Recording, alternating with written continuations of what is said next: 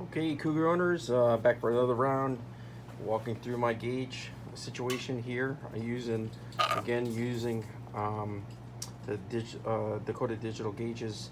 I have the gauges installed. Just kind of walk you through what I've done. Um, I've had to do a few things to modify the original gauge pack on the Cougar in order for this to work. Obviously, these were made for Mustangs. However, there's not a gauge pack that's being made for Cougars. Now, if you wanted to go with a gauge pack, you're gonna have to do modifications regardless of the gauges that you're gonna use. Now, I'm using an XR7 instrument panel. I'm using the 5 gauges. I'm using the same configuration as the Mustang. The only thing I really don't like about the Mustang configuration is that the gas gauge is on the far left, whereas in the Cougar it was an amp gauge. I would rather put the volt gauge here and have the fuel in the middle and then the oil pressure on the right. But since this is the way it's wired up, I would need to get a longer cable in order to center them up a little bit differently. So let me walk you through the issues that I've had. First issue is actually getting the gauges to fit.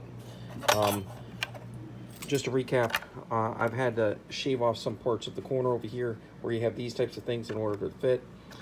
You had little nipples that would set the actual gauges a little bit higher, so I had to cut those down. I had to drill the holes bigger so I can use these bolts here in order to get these tied down. And then once I've done that, I had to line it up. Now, you're going to have to make some adjustments so there's no like gaps where you can see through the gauge. Now, it's pretty close on these, very small, but once you put the bezels on, there should be no gaps. So the other piece is that we have this panel right here that you receive from Mustangs from Dakota Digital, right? So you see this corner right here. This is where they've screwed on this corner right here. They've screwed these LED lights basically in there for the blinkers, and basically the blinkers are supposed to go in there, but this doesn't fit cleanly. It's because it's made again for a Mustang bezel, and it's not going to work. So I was thinking another reason why this doesn't work is because it doesn't lay flat, because you can see the gauges are high over here and higher over here, whereas the Mustang bezel is deeper and you could lay this piece flat and everything works together. The Cougar doesn't work that way, so I had to make some adjustments. So what did I do? This is what I did. You can see this is the old bezel frame. I basically had to trim and cut the bezel frame. I first started by taking these off. These are just riveted on. You just drill out the rivets and take this out. And I didn't want to destroy the whole thing just in case I have to use some parts of it. So this is why I did what I did.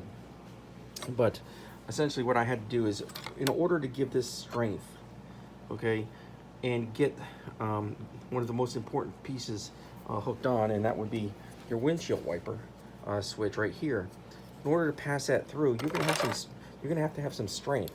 Now, this plastic was not gonna work, and the reason why it wasn't gonna work is because, again, there's a gap, and you're talking probably about an inch gap between the lip here and this piece right here. So I'd have to use spacers, and then this switch would have to pass through those spacers, and it would look kind of funny. And not only would it look funny, I don't think it would be stable, all right, because it's using this essentially this piece right here. Now they have the same switch, the Mustang and the Cougar, but that right there is not going to hold the situation down on this Cougar bezel. So what I did was shorten up. What I'm trying to say here is I took the frame with the bezel, kind of measured out this. I did not cut this part here so I can continue to keep strength, and I try to use as many screws as I could in order to make sure that I can support this bezel, find a way to work the actual blinkers into this particular system, which I'm going to work on. But you can see this lines up now to the old holes right here, right? And I'm just gonna have to work them down, and then right here, there it is.